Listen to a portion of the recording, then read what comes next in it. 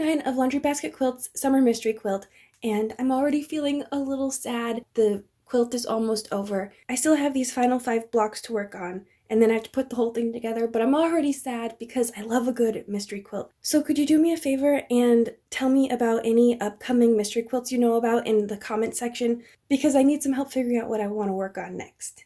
So I'd really appreciate that. Leave it in the comment section, and maybe we can work on another quilt together. Fabric selection is pretty easy this week. I just need an accent fabric and the background fabric. And these are for the pieced squares. I haven't decided anything on the center square yet, and I'll tell you why later.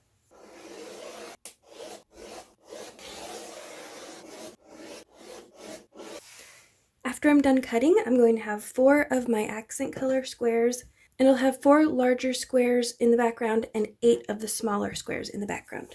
We can set these aside for now, and from these squares, I'm going to make half square triangles. So this week's blocks are going to come together really quickly. I'm just going to take 1 accent square and 1 background square, match them wrong sides together, and you'll notice that my background square has a diagonal line from corner to corner, and like always, I'm going to use that as a stitching line so that I'll sew 2 seams 1/4 inch on either side of that line.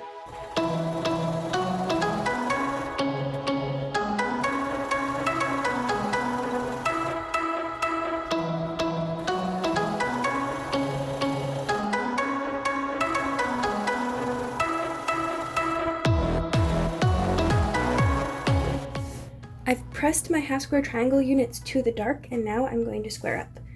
And just so you new quilters out there know, this is an unskippable step because oftentimes designers are going to purposefully pad the pattern a little bit, pad the cutting instructions, just so you can go back and trim so you get a perfect square.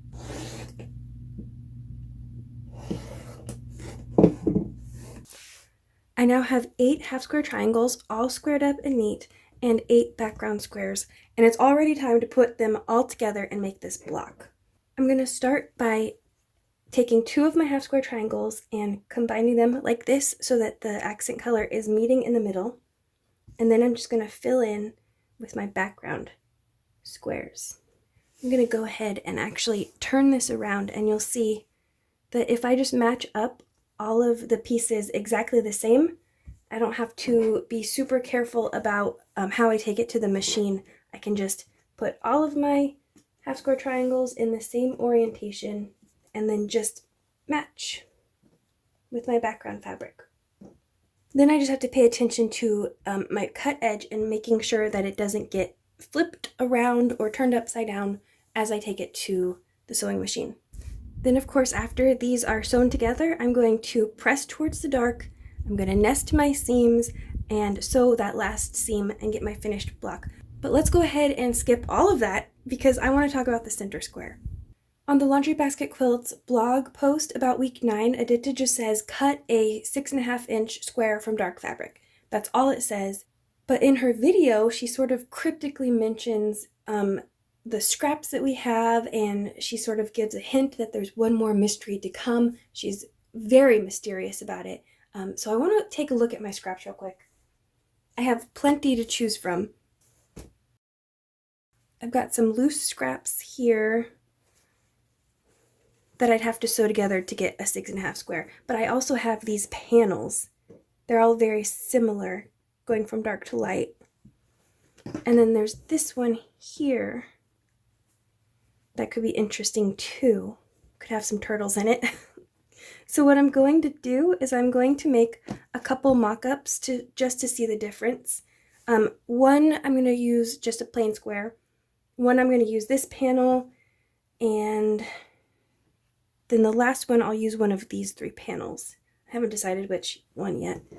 So I'll mock that up and show you what it looks like, but I'm not going to make any decisions this week. I'm going to wait and see if Edyta releases some sort of super secret video later on this week or next week, and then I'll make my decision after that.